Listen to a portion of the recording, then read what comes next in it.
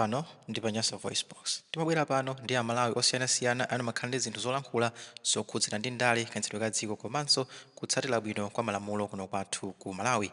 Ndiye lero talowera m'boma la Mulanje kumeneko ndithu ndi ku Mulanje Southwest Constituency, kumeneko ndithu ndi constituency ya olemekezeka Bambo George Chaponda amene pali pano ndi mkulu wa zipani zotsutsa ku nyumba ya malamulo kapena kuti leader of opposition in parliament. Mkulu wina constituency kumeneko akudandaula kuti aitu achaponda zinthu kumeneko sizili bwino, pali bridge kumeneko lofunika kuti ndithu liwunikiridwe likonzedwe. Ndiye akufunani kukuwuzani kuti mukamapanga kampeni chaka chino cha 2025 kufuna kuwinanso mavoti musayiwale kuwakonzera anthu aku Mulanje Southwest Constituency bridge lawo kuti nawonso asimbe lokoma. Tiyeni limodzi pano Panyasa Voice Box kuti tione kuti mkulu ameneyu akuti bwanji pa nkhani yokhudzana ndi bridge ku Mulanje Southwest Constituency pano Panyasa Voice Box.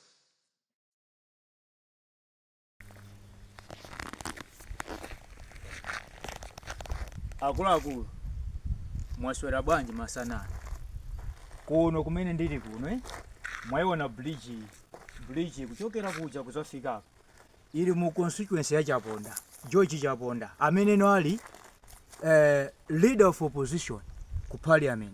Koma bridge ya kwawo ndi iyi imene mukuiona apa. Bridge imene ikulumikiza mizi yonse ya kuntunda uko, kuli Mpachika, kuli Liveya, kuli Thanguli, komanso ndi kumalowera kuko.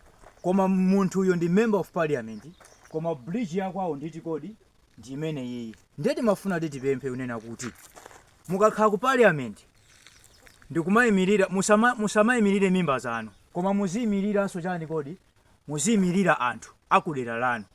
Pano payafika nthawi inena kuti tiponye chani kodi, tiponye vote, muli busy kupanga campaign. What about this bridge?